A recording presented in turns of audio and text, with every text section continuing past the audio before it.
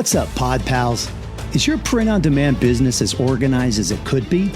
If not, it's time to join the free Pod Foundations Challenge from September 17th to 19th. You'll get exclusive access to the same spreadsheets I use to manage my designs, my SKUs, and all my product details.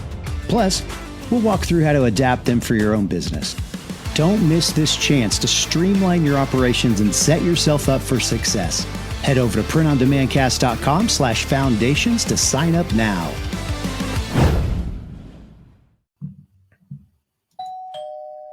Welcome back to the Print on Demand cast. In today's episode, we're going to be talking about hiring a designer for print on demand. Let's get into it.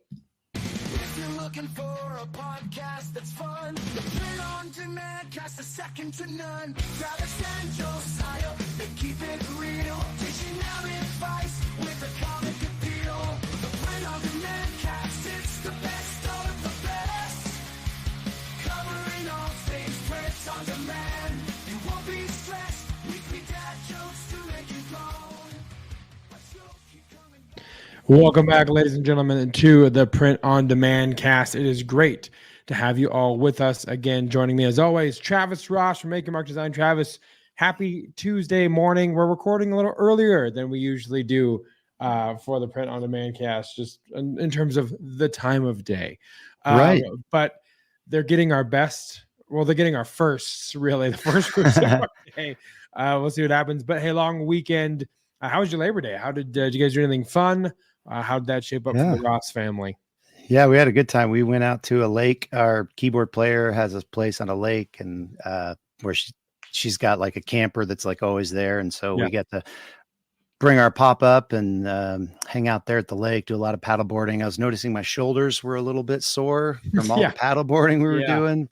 It was great weather, gorgeous, and played some spike ball with my son. Nice. We're a really good team. I think it's because he's really good, because he beat me one-on-one like 3 or 4 games in a row. It was That's I awesome. did have a 22, got to win by 2, but he won by 2. Nice. Yeah, there's also a paddle or pickleball spike ball hybrid game out there that you use the pickleball paddles with. Yeah, I've seen it, haven't played it, but yeah, we also went out to the lake. We went to the Horsetooth Reservoir up here in Fort Collins, which I'd never been to it before, but it's cool, stunning up there. Mm-hmm. And so Madeline's sister, her boyfriend, and his family were up there, and they have a boat. So we went out on the boat and did some tubing, and felt like I was in a car accident, Monday morning. We went Sunday for the day. And then Monday morning I wake up, and because you're holding onto the tube and the waves are just, you're just getting bludgeoned to death as the waves have their way with you. And so, did that, did some paddle boarding and, Beersby and cornhole, the whole thing. So had a great time, but very sore. My shoulders are very sore as well. We paddled quite all the way around the kind of marina area there. So it was a good time. If you're ever in Colorado visiting and you're like, hey, where's a good place to camp or go hike or paddleboard, Horsetooth in Fort Collins, in the Fort Collins area is awesome. I would definitely recommend it, and we'll be hopefully going again soon. So, all right. Well, we're here with a brand new episode of the Print on Demand cast, again, talking about hiring a designer for print on demand. But before we do that, we're going to go to everyone's favorite segment, this week's Weekly Dad Joke. Time for the Weekly Dad Joke. All right, Travis, this week's Weekly Dad Joke is actually a little bit of breaking news, actually. Oh, really? Yeah, just coming across the wire, as they used to say. But it turns out Count Chocula, the Stay Puffed Marshmallow Man, and the Teddy Grahams Bear have all perished in a fire. Oh, no. Yeah, well, there'll be s'more at 11. All right. Yeah, this delicious breaking news. If you're offended by that joke, I completely agree. So, so I'm moving right along here, Travis. This week you've got something for us, playground.com, and we're going to let people figure out what they think that means as we go to this week's point of interest.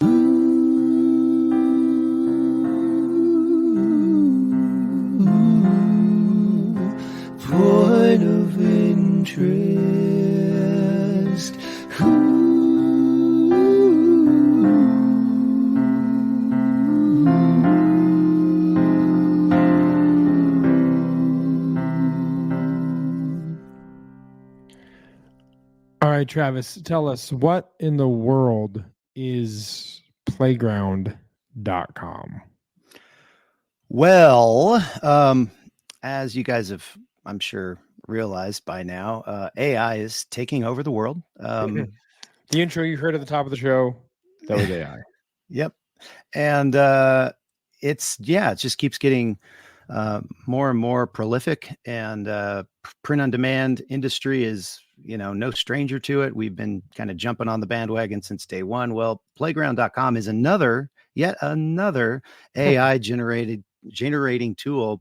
I actually just came across it on Facebook, and someone, I don't know if it was an ad or something, and somebody was talking about it. And so I just jumped over there and was checking it out. And it's kind of interesting because what it does is it kind of combines Kittle with AI, I guess you could say. And so basically what they're doing is they're creating all these templates for you in different categories. And actually I'm going to jump to my screen here. We can take a look if you're watching this.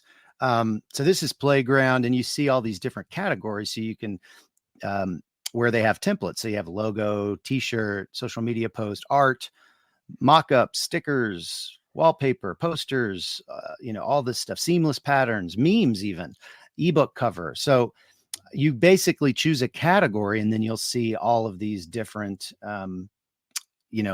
designs, I guess, and templates. And so let's just choose t-shirt, and let's take a look at what we've got here. And you see all of these different designs, and a lot of them have text on them. So what they're saying is you can actually edit the text, or you can edit, the and historically, just for context, AI is not done well with text up to this point. So except for ideogram. Ideogram seems that one seems to be one of the few, but overall, most generators are having problems. So the question is, how well does it do with text when you're wanting to customize one of these templates? So I'm obviously very new to this, because I literally found this out just this morning, saw it just this morning. And so I jumped in and I tried to create a poster, and I'll show you that in just a second. But I guess in the meantime, let's just grab one of these. I like this Cats for President 2024, kind of in the Obama, genre, with the red and the blue. And so let's change this to a dog. So when you click in the little box, it gives you options to add or change text or change something else or replace. So I'm going to replace the cat with a dog.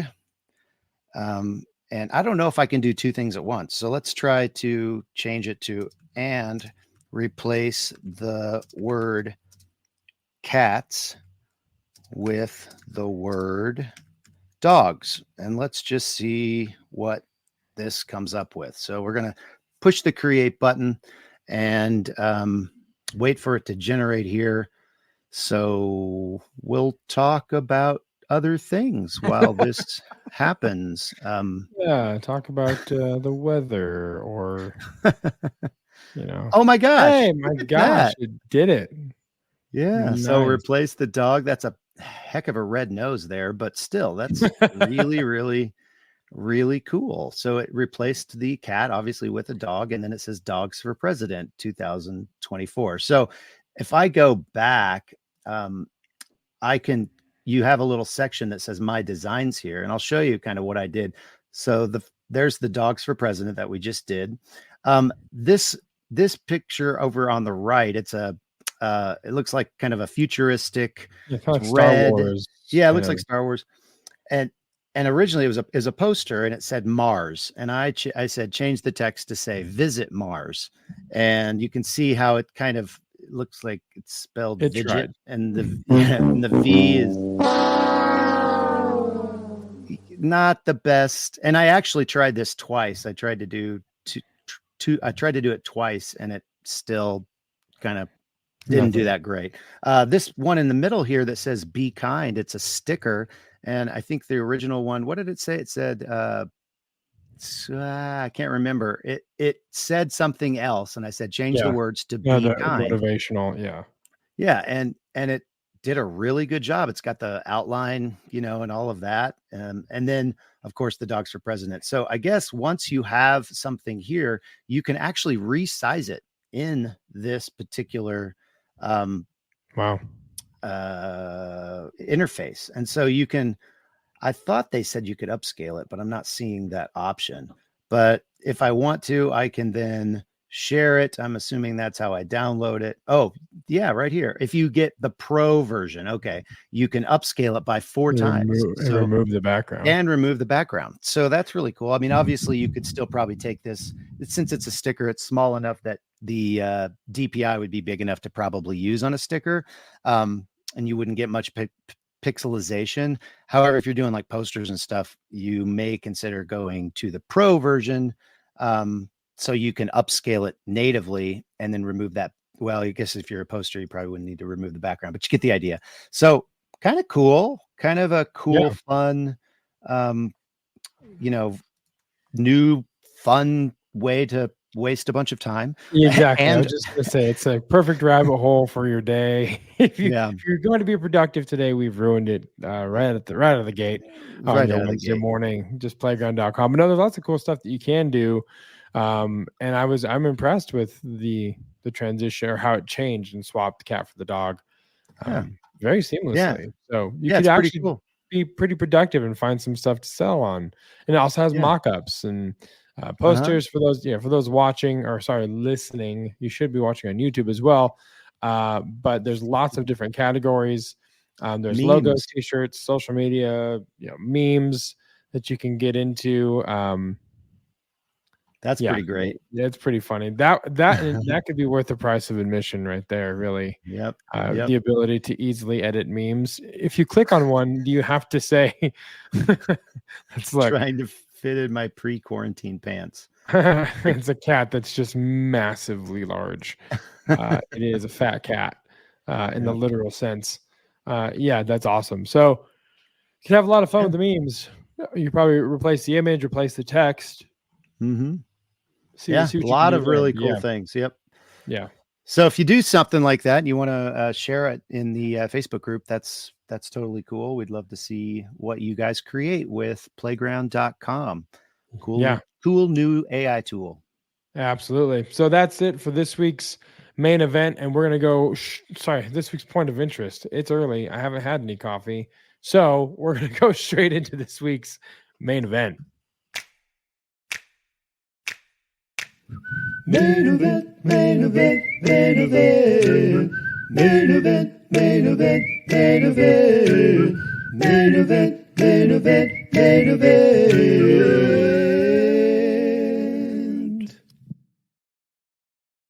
All right, hiring a designer for print on demand. So we're going to go through a couple of things to keep in mind, basically how you want to post the job, where you want to post the job, and kind of how to communicate with the designer, how to get the one that you want to work with, how to test them. So kind of the whole process that we've used multiple times in our own lives in the print on demand world and getting in designers for our companies. And so I guess, Travis, the first thing would be, where do you want to create your designs? Because you don't necessarily have to hire someone to do it.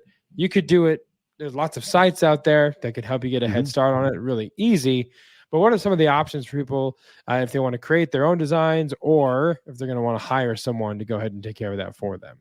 Yeah, you're just trying to figure out, before you even post it, you want to figure out how you're going to do this. And it's probably the way you're doing it now by yourself. That's probably the best place to start. So maybe you have a subscription to Kittle and you're going in there and you're editing the text and you're changing things. So you already kind of have a process for that.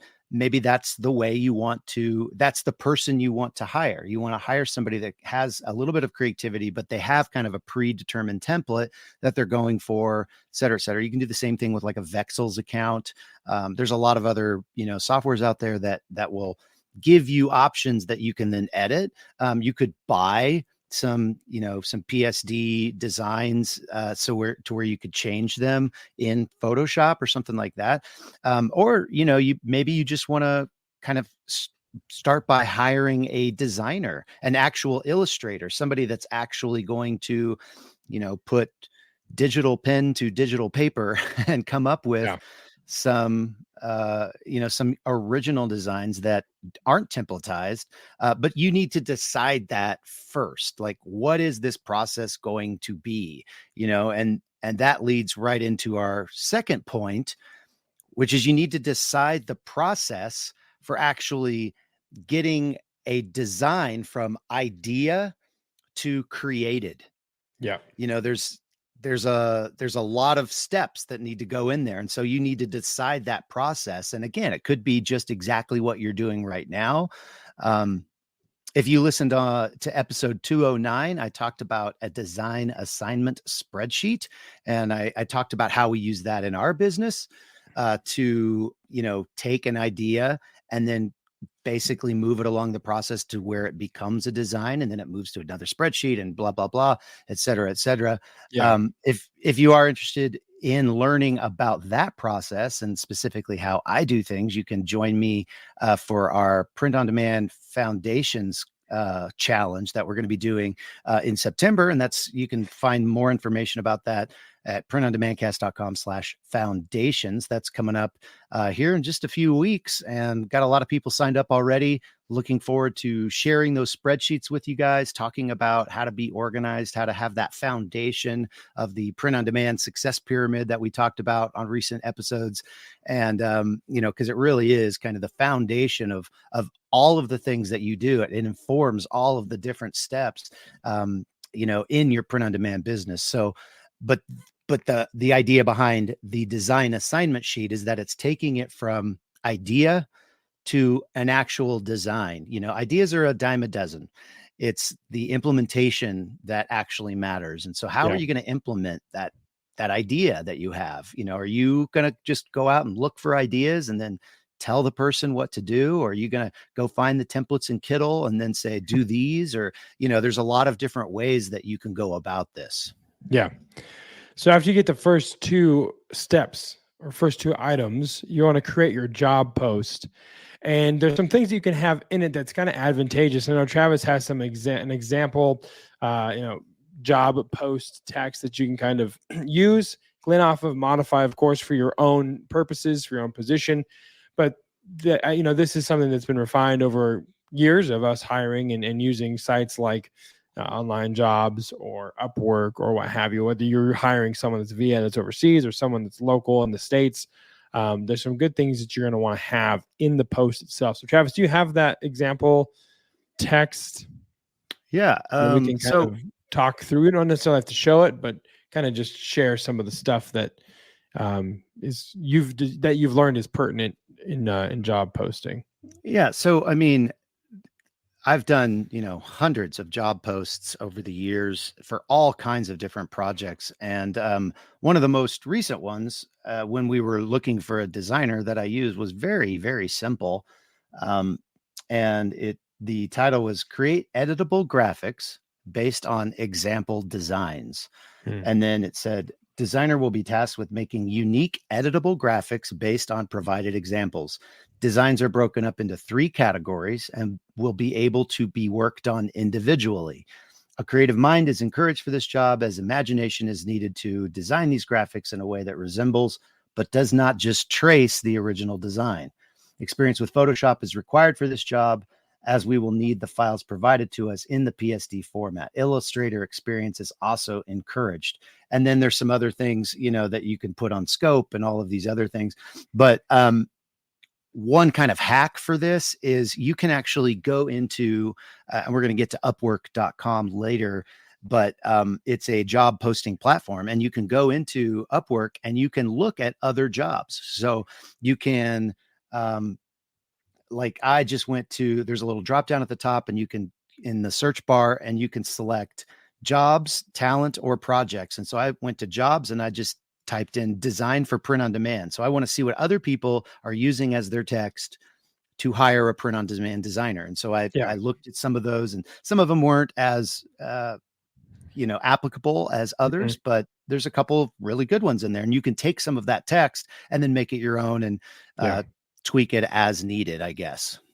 Yeah, absolutely. Another thing you can do is to kind of help sort through applicants, because you're going to get, well, the goal, I guess, or the hope is to get inundated with applications of who applied to what. And if you've got multiple job postings, it's good to use a job ID or create a job ID to make it easier to find the job. It's something that when I was doing hiring for a company here in Colorado, 21 locations that I was hiring for, and my days were just front to back slammed with applicants. And so I created a job ID on Indeed, and that helped me kind of track when they would apply. Indeed, you did. Indeed, I did. Nice. That's the second dad joke for everybody. It's a nice pun. So, but it just kind of helps you keep track of what's going on, who applied for what, and kind of helps you keep streamlined through the process. So it's another thing you can take advantage of and use as well to help you kind of get a leg up on keeping track of who's where. Another thing you can do is, give test jobs to applicants you are considering, so that you can see, oftentimes they'll send their, portfolio or examples of their work, but you want to see how they work, how do their work look, how quickly do they get back to you, how communicative are they to you, and then you want to know if they included the code words. The code word is something you can put in that job text to say that, you when applying, include the word pineapples or something, whatever, so that that they read the job posts and that they actually scrolled through and paid attention, looked at the details. You want to put that code word at the bottom so that they won't have to read the entirety of the job posting and the requirements and what you're expecting and your expectations. And then I encourage them to use that code word when applying. But that's what you're going to want to look for. And then those that do use the code word, those that you like the way their work looks, you can kind of move them into a testing phase. Travis, how have you in the past tested applicants that you're looking to hire to be a part of your design team? Yeah, so we would typically give them 2 to 3 designs that they would design for, or create a design, and it would be in a specific niche. And so I might give this same prompt, if you will, to all of the applicants, the same thing. So I want you to create, we always use nurses, as an example, but I want you to create 3 designs that a nurse would want to wear on a t-shirt, and get those back to me within a certain amount of time. So you want to put a timeline on this, get them back to me within 2 days, 3 days, 4 days, whatever makes sense to you. And then you do upfront tell them, I will pay you for these designs. And you tell them how much you're going to pay. I'm going to pay you $5 for each of these designs, as a test. And obviously you're not going to, if you get 30 or 40 applicants, you're going to kind of, weed out the bad ones, I guess, so to speak, and really choose the ones that you think that, based on what they provided to you, their portfolio or, whatever, obviously knocking out all the ones that didn't put the code word in is going to take out half of them probably. So once you have decided, hey, I'm going to give this job, or I'm going to give this test to maybe 3, 4, 5 people, and it's based on your budget. Maybe you only want to charge or do 2 designs per applicant, so it's costs a little less. Maybe you say $4 instead of $5, or whatever the case may be. Those 3 or 4 or 5 people will then go through the process. You'll see, again, like Josiah said, you'll see the timeliness. How quickly did they get back to you? How communicative are they? Are they asking you questions about, do you have a specific color in mind? That's actually really cool. If they ask that, they might just go back to work and then come back with, the 2 or 3 designs, and they might blow you out of the water.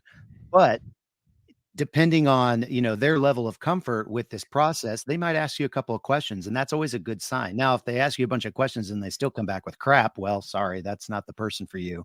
But you get the idea. You're learning all of these different things. You are paying for it. But then the cool thing is that you can actually use all of those designs in your Merch by Amazon account, or, on your Etsy account, or whatever, because you've paid for them. They're yours.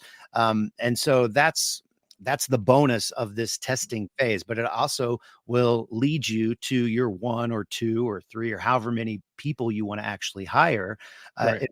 It'll lead you right to them because you're going to see their work. You're going to learn all of these things that this testing phase provides for you. Yeah. And in Upwork, Travis, when you're going to choose a designer, they have milestones that you can use to pay out as you move forward, correct? So obviously Upwork takes a percentage of whatever that payment is if you're working inside of Upwork's ecosystem. But you can use different milestones for when they achieve this, they get the payout, and it kind of helps track it that way as well. And you can test as long as you like until you get something you feel works long term. I'm not necessarily encouraging you to dangle the carrot in front of this poor person and forever, but you can test just to make sure that you feel comfortable with their response time, you like their work, and there's a good chemistry between the two of you. And then you want to decide if you want to pay by the design or pay by the hour. I've done both. I know, Travis, I believe you've probably done both in different scenarios.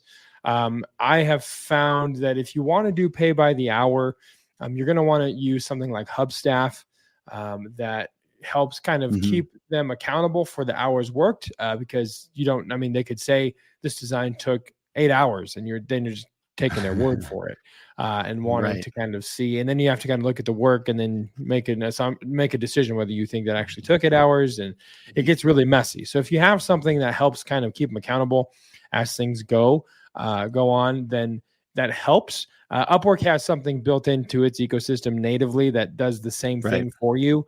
Or you can just pay by the design, whether it's, if $5, $10, $15, whatever that looks like, whatever you agree upon for each design they create, and whatever is most budget friendly for you going forward. Yeah, we've got a bonus tip for you at the end that kind of gives you, I don't want to give it away, but basically it allows you to get more work more designs rather, out of your designer and justify paying less for those designs. So, if somebody's like literally illustrating it from scratch, and starting with a blank page, and you say, make me a really cool nurse shirt, and they're, using specific fonts, or maybe they're even hand drawing the fonts, and they're drawing all of the, the different elements for the design.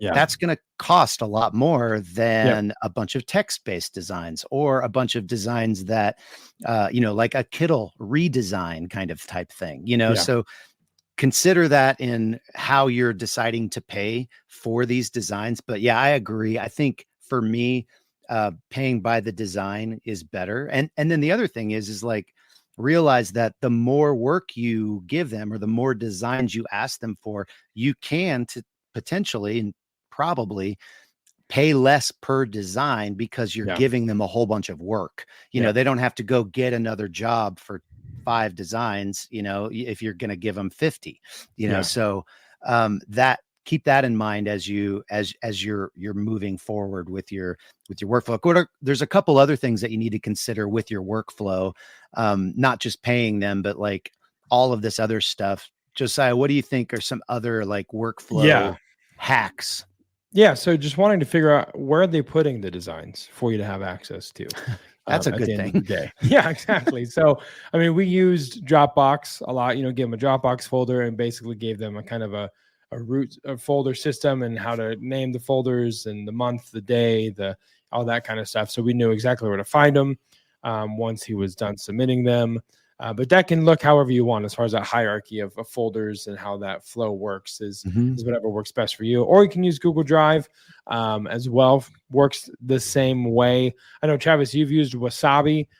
We've talked about that a couple episodes ago. Kind of like a Dropbox alternative, but a little bit more maybe intuitive than Dropbox is for some purposes. So you can use that as well. And then what's the messaging system like in terms of ways of communications? If they're stateside, probably text is fine.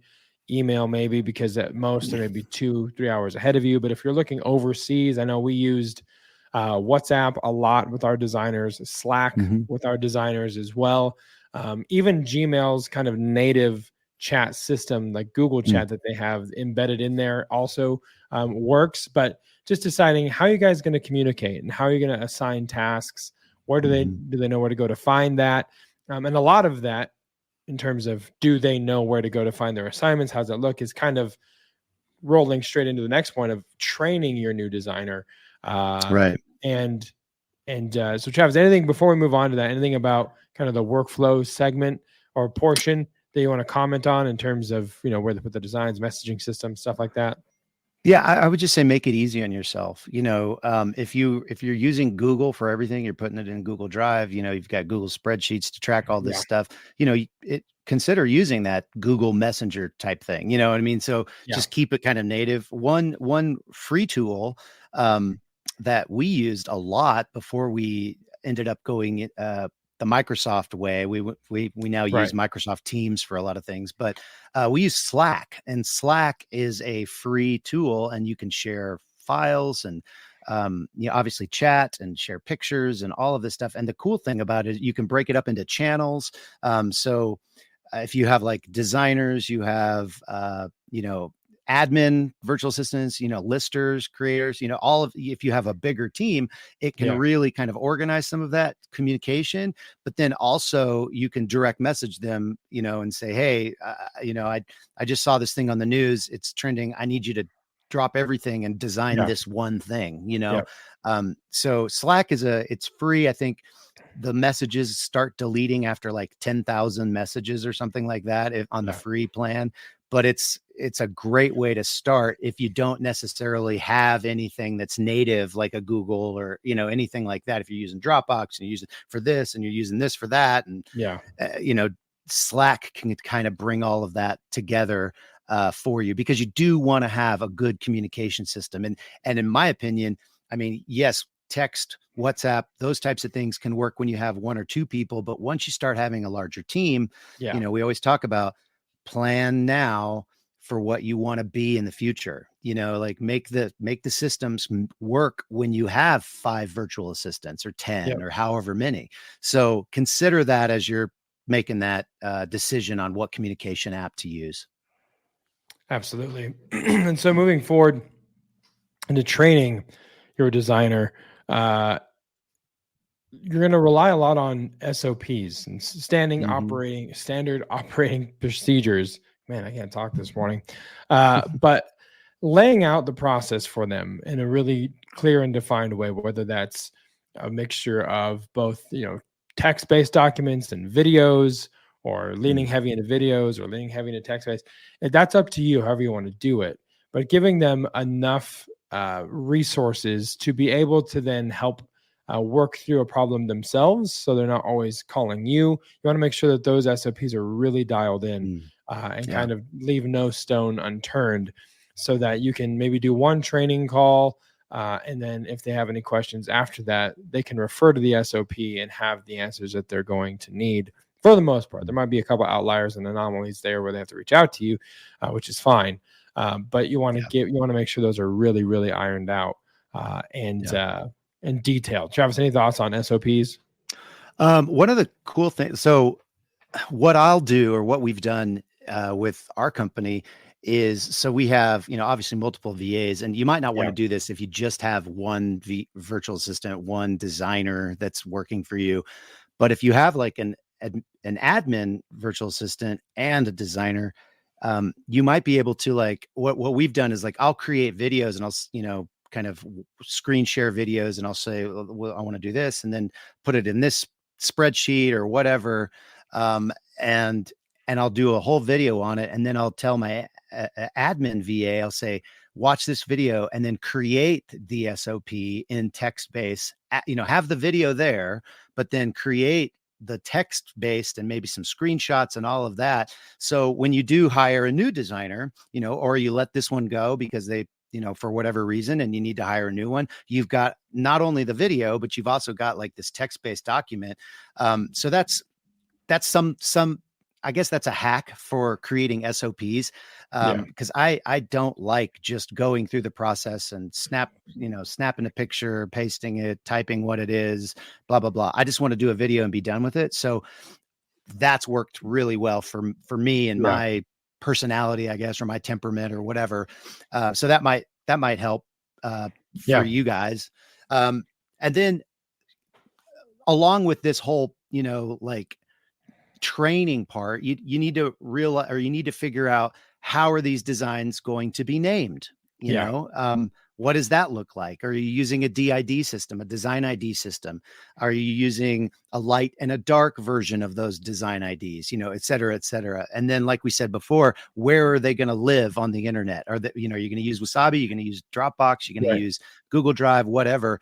Those are the decisions that you need to make, because those are going to play a key role in creating your SOP, because you're going to want to video you doing that whole thing. Okay, so now I've named this, and now I've put it here, and this is how I've done, and all of those things kind of go into that standard operating procedure.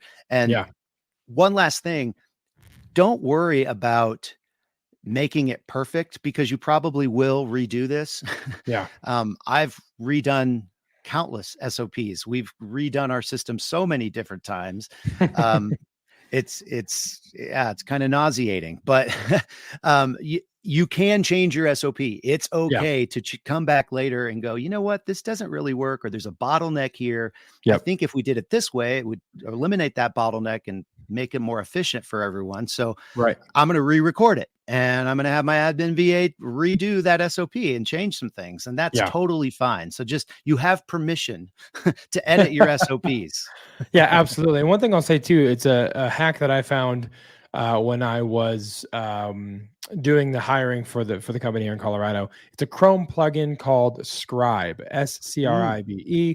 And it works really well, because you can record that video and then record yourself, screen capture, and then use Scribe at the same time. And when you click, Scribe makes a note of where you've clicked. It takes screenshots for you, and then you can go into it and edit it, tweak it, and then export it as a PDF or share the link to somebody on your team. So it's a really, really easy tool. Scribe. Scribed or just Scribe? Because I want to put that in the show notes. Just Scribe, Scribe. It's a Chrome plugin. Yeah. It does a great job. Saved me so much time, because I had 4 VAs underneath me when I was doing all the hiring. And so showing them how to list jobs and all that kind of stuff. I didn't have to do any of the typing, because it's intuitive enough. It's AI based. So it knows that you clicked file. So it will say click file and then go here and then click this. And so check that out. There's a free plan, saved my life. And so that might be a good starting point. If you're like, I don't really know how to make an SOP, or how's it formatted? Use Scribe, just walk through the process as if you were going to be training somebody, and it will document all of it for you. So be sure to check that out. Nice. That's a gold nugget right there. Yeah. Another free tip, another bonus tip. In the notes.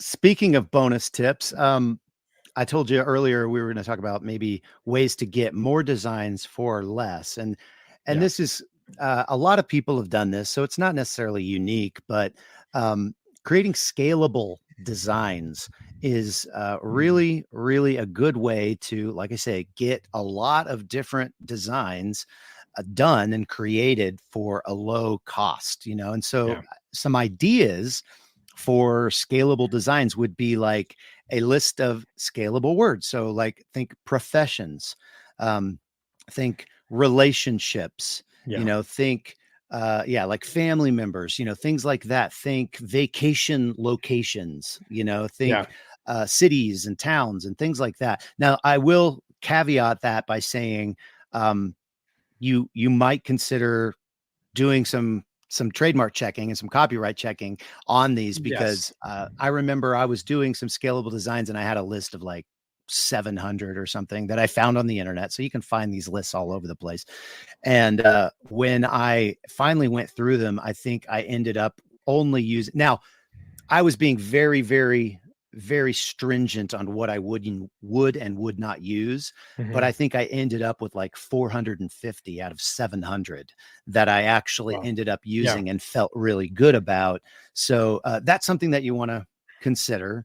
And then the other kind of side of this scalable designs, there's kind of those phrases like, I'd rather be insert whatever. Yeah. You've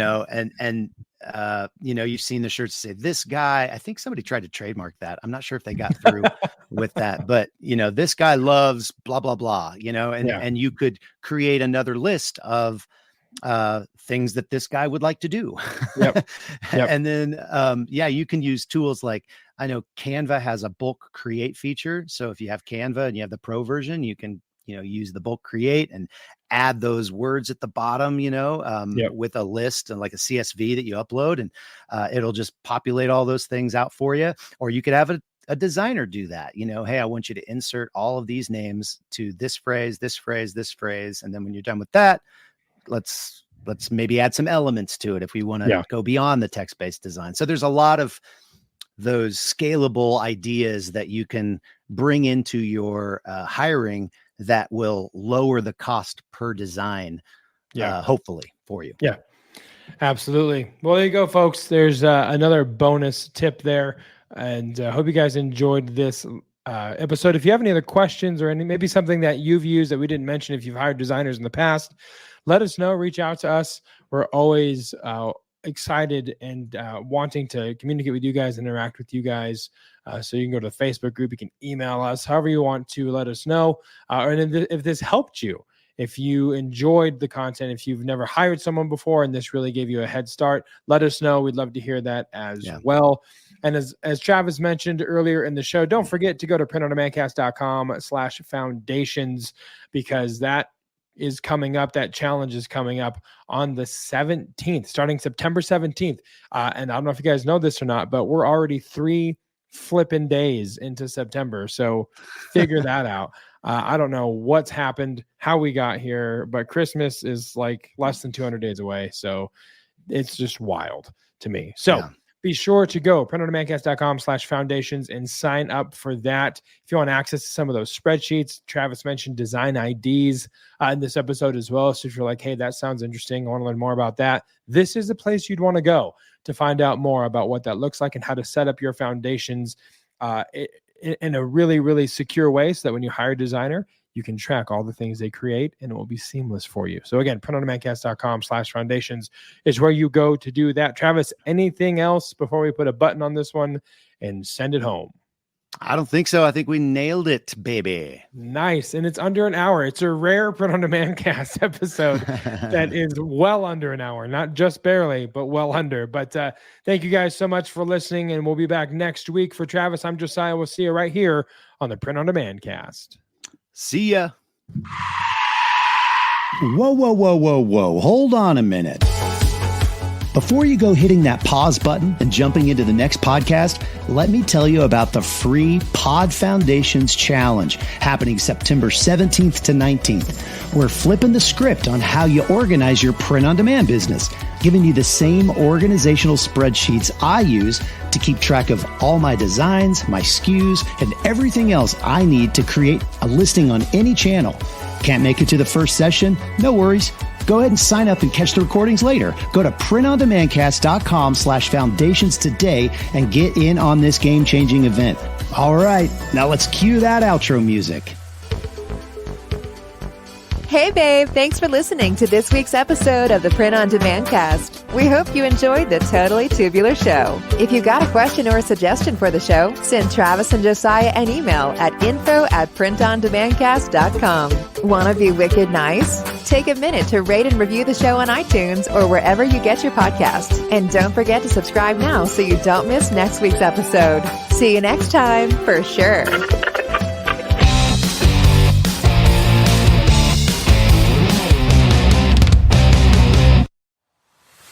Hey there, Pod Pals. Are you a print-on-demand creator looking to stay ahead of the curve? You want to know exactly when to launch your designs for every key season and event? How about a chuckle with an extra dad joke to brighten your day? If you said yes to any of these, then it's time to join the Print on Demand Cast VIP list. As a VIP, you'll get our free annual design calendar, an amazing guide to help you time your creations perfectly throughout the year. And of course, we'll include a bonus dad joke each week as well. Signing up couldn't be easier. Just visit printondemandcast.com/VIP and enter your email. Don't let another day of potential pass you by. Become a part of the VIP list, grab your annual design calendar, and let's dive into a year of inspired creating together. We'll see you on the other side.